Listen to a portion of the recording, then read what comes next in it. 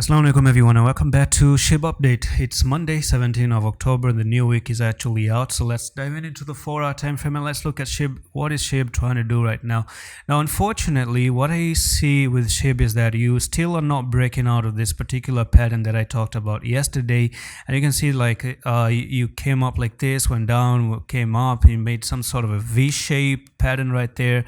And you're still under the resistance. You are not still breaking out of that resistance. So all you want to see for SHIB to pump is first of all break this resistance, and you could be looking for that particular price move up to 1155, and that's going to be a very quick 11% trade, which is pretty decent to me if you ask me, for 1 day or 2 days. So that would be a nice opportunity on the 4-hour time frame, but the breakout is still not happening. Okay, we need a very clear breakout, a retest entry here, and that would be amazing to continue higher. Now it's Monday, the new week is in. Let's dive into the weekly as well.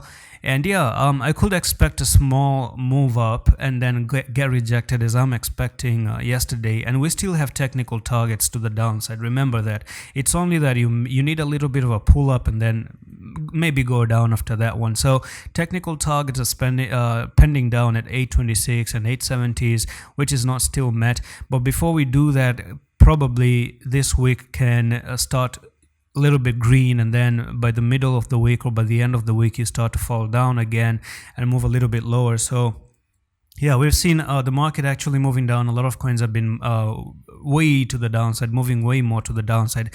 So what is going to happen? We need confirmation. If we're going to pump, we still need to break out. I cannot still say we're going to move up as long as you are being resisted right now at the moment. So it could be a good idea. One pro tip that I would like to give you: any exchange that you use, I will say put a price alert at 1038 so that you don't need to look at the charts all the time. So this is like the trading idea that I would like. I'm not saying it's a financial advice, but this is for those traders who know what they're doing. If you don't know how to trade, I will recommend you don't do anything. Okay, stay away from these videos. Just learn from them and don't do anything. Don't invest, because you can mess up a lot of things and try to think that we're wrong.